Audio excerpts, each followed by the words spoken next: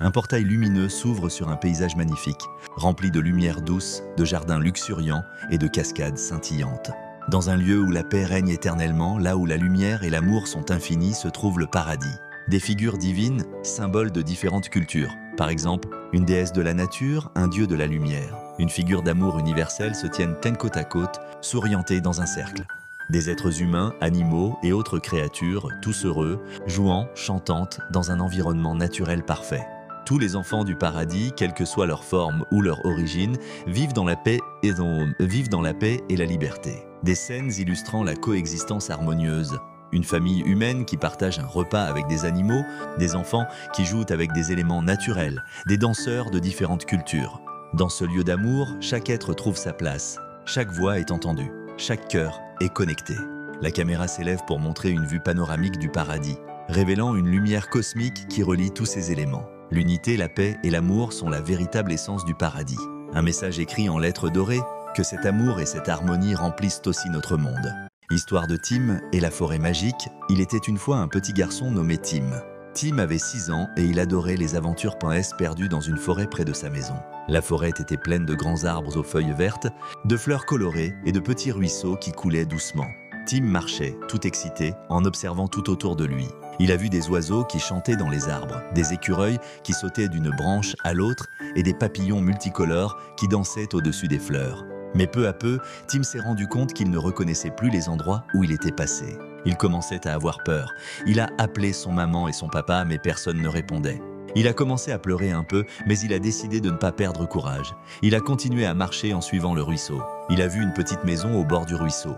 La maison était faite de bois et avait une porte rouge. Une petite fée a ouvert la porte. Elle avait des ailes brillantes comme des diamants et un sourire doux. « Bonjour petit garçon, pourquoi es-tu si triste ?» a demandé la fée. Tim a expliqué à la fée qu'il était perdu. « Mais veux-tu vivre une petite aventure avec moi ?» Tim a oublié sa peur et a accepté avec enthousiasme. A emmené dans un coin de la forêt où il y avait un champ de champignons géants. Ils ont sauté sur les champignons comme s'ils ont joué à cache avec les elfes qui vivaient dans les arbres. Maintenant, heure de te ramener chez toi. Elle a touché Tim avec sa baguette magique et tout de Tim se trouvait à là. Il a vu sa maman et son papa qui cherchaient désespérément. Il leur a raconté toute son aventure. Il n'avait pas tout à fait l'air de croire à son histoire, mais Tim savait que c'était vrai. Depuis ce jour, il espérait revoir la petite fée et vivre de nouvelles aventures. Et c'est maintenant heure de fermer les yeux et de faire de beaux rêves, mon petit chou. Il y a fort longtemps, avant même que les montagnes ne soient aussi hautes qu'elles le sont aujourd'hui, avant même que les rivières ne tracent leur chemin sinueux à travers les plaines verdoyantes, la terre c'était un endroit plutôt triste et monotone. Des arbres imposants, certes, se dressaient fièrement, leurs branches nues et noueuses s'élançant vers le ciel gris. Mais aucune couleur vive ne pointait pour rompre la monotonie des bruns, des verts foncés et des gris. Pas un seul pétale, pas une seule teinte joyeuse ne venait égayer ce paysage primitif. Dans une petite grotte nichée au cœur d'une forêt de conifères anciens, vivaient 2 sœurs sorcières. La plus jeune, Caloupilère, aux cheveux couleur de soleil couchant et aux yeux pétillants comme des émeraudes, était impulsive et pleine d'énergie. Sa sœur aînée, Grand-mère Cal, aux cheveux d'argent et au regard serein et sage, était plus calme et réfléchie, son expérience surpassant largement l'enthousiasme juvénile de Caloupilère. Malgré leurs différences, elles étaient inséparables et partageaient un amour profond pour la nature. Même si la nature, pour le moment, ne leur rendait pas la pareille. Un jour, alors que Caloupilère s'ébattait dans la clairière devant leur grotte, elle trébucha sur une petite pierre lisse étrangement brillante. En la ramassant, elle sentit une vague de chaleur parcourir sa main. La pierre pulsait doucement, émettant une lumière douce et chatoyante. Elle la montra à Grand-mère Cal. « Regarde, Grand-mère Cal !» s'écria Caloupilère, les yeux brillants d'excitation. « Cette pierre, elle est magique !» Grand-mère Cal examina la pierre avec attention. Ses doigts, ridés par les années, caressèrent sa surface lisse. « Tu as raison, ma petite Caloupilère. Cette pierre est une pierre de lumière, un fragment de la première étoile tombée sur Terre. Elle porte en elle le potentiel de la vie, la promesse de beauté. » Une idée prit alors forme dans l'esprit de Caloupilère. « Grand-mère Cal, on pourrait créer quelque chose de magnifique avec cette pierre. On pourrait faire pousser des fleurs. » Grand-mère Cal sourit. L'idée était audacieuse, mais pas impossible.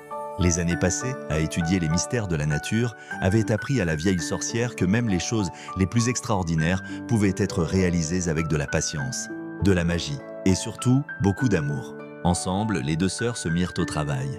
Elles collectèrent de la terre riche, de l'eau pure de la source sacrée et des feuilles d'arbres anciens.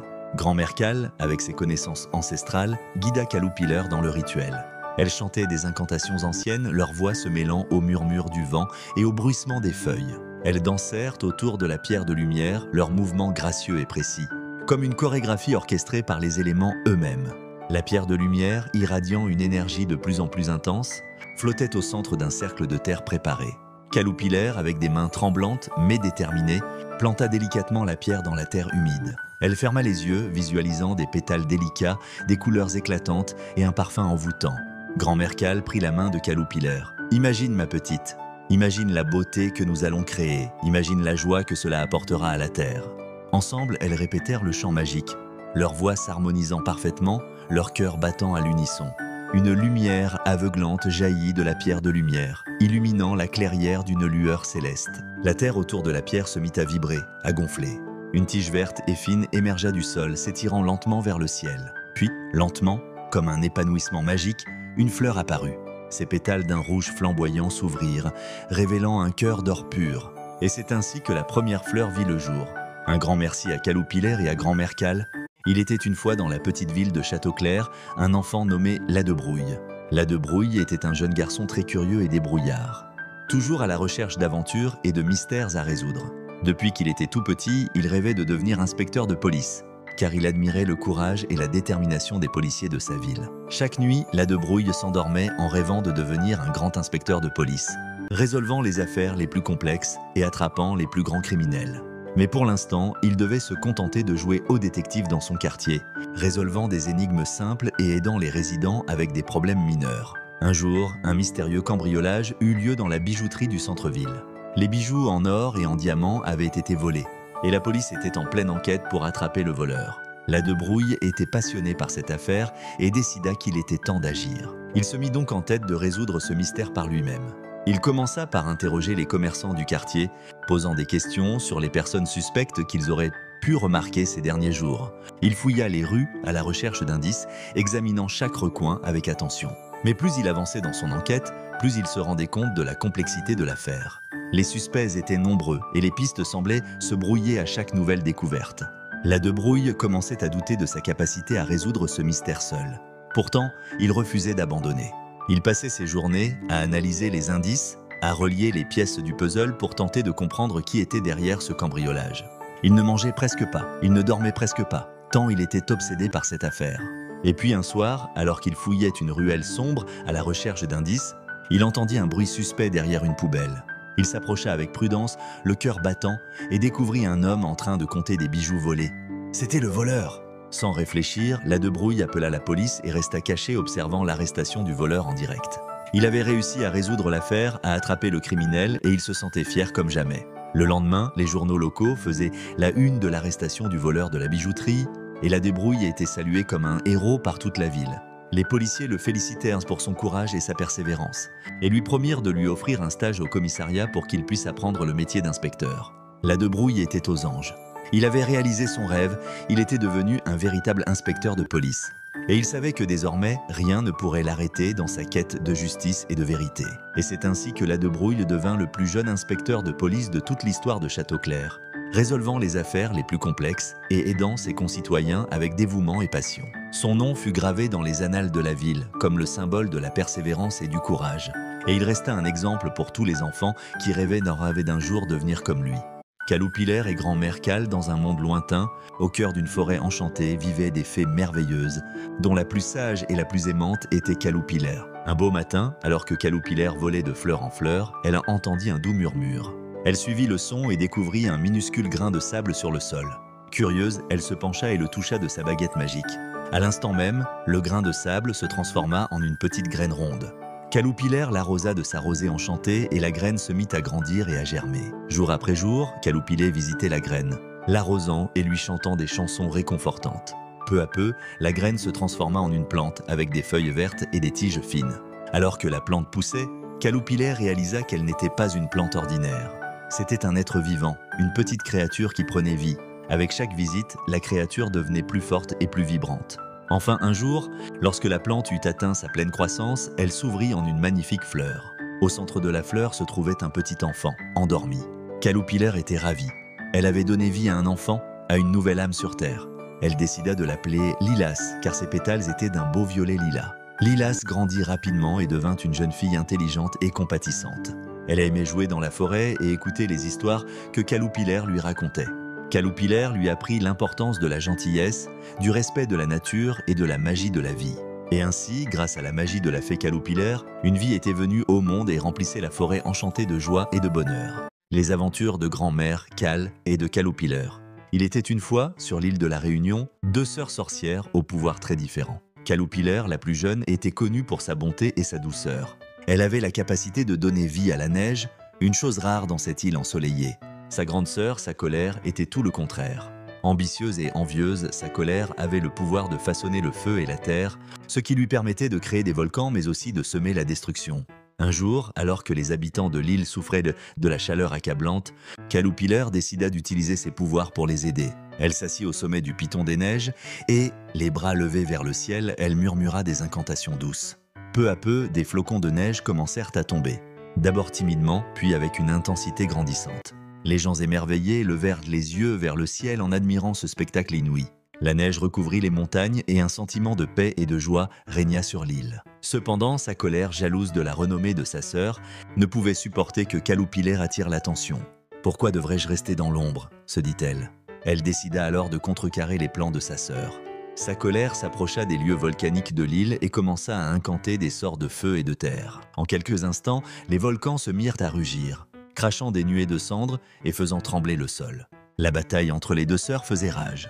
Caloupilère, armée de sa bonté, tentait de calmer les volcans en leur offrant l'amour et la paix, tandis que sa colère, par la colère et l'envie, exacerbait les éruptions. Mais la bonté de Caloupilère avait une force que la haine de sa colère ne pouvait contrecarrer. Les neiges miraculeuses qu'elle avait invoquées se mélangeaient aux laves fusantes, créant un spectacle d'une beauté incroyable.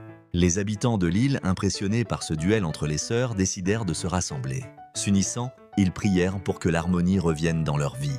En entendant leurs appels, Caloupilère sut qu'elle devait montrer à sa sœur que l'amour et l'harmonie étaient plus puissants que la colère. Approchant sa colère, elle lui tendit la main, lui disant « Nous avons chacune des pouvoirs. Mais que valent-ils si nous ne sommes pas unis ? Utilisons nos dons ensemble pour créer une beauté qui profitera à notre île. » Tandis que Caloupileur parlait, les flocons de neige et les vagues de lave dansaient autour d'elle, créant un tableau magique. Sa colère, touchée par la bonté de sa sœur, comprit alors qu'elle ne gagnerait rien à détruire. Elle emprunta l'énergie de la lave et de ses volcans pour créer de magnifiques paysages. Et ainsi ensemble, elles donnèrent naissance à l'île de la Réunion que l'on connaît aujourd'hui, un paradis de montagnes enneigées, de volcans majestueux et de plages où la joie et la paix régnaient en maître. Leur histoire devint une légende transmise de génération en génération, rappelant à tous que la bonté et l'unité peuvent surmonter la jalousie et la colère. Ainsi Caloupileur et sa colère, bien que différentes, trouvèrent un équilibre et vécurent en harmonie, protégeant leur belle île grâce à leurs dons complémentaires. Un petit garçon nommé Léo.